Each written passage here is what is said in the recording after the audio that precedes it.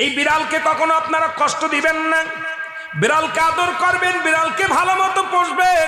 বিড়াল যদি কোনো জাতির জন্য দোয়া করে, কোন গৃহস্থর জন্য দোয়া করে, ওই সংসারের মধ্যে উন্নতি শুরু হয়ে যায়। ওই সংসারের মধ্যে আর এক নাম্বার হলো, যে ঘরে বিড়াল থাকে সেই ঘরে জিন আসতে পারে না, জিন বাস করতে পারে না। আর একটা ঘোষণা শুনেন, নবীজি বলে গেছেন, যে ঘরের মধ্যে বিড়াল ছানা বাস করে ওই ঘরের মধ্যে জিন জাতি প্রবেশ করতে পারে না। তাহলে ছোট ছোট মাসুম বাচ্চাগুলো যে ঘরের মধ্যে থাকে, মুসলমান অনেক সময় জিনের আশ্রয় পড়ে যায়, অনেক সময় জিনে আসর করে, ওই ঘরের মধ্যে জিনে আসর করে।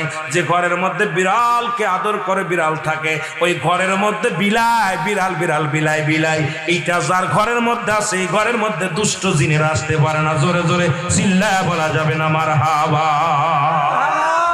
একবার নবী সুলাইমান আলাইহিস সালাম শুনতে পাইলেন, পাশের বাড়িতে একটা কুকুরকে কষ্ট দিয়ে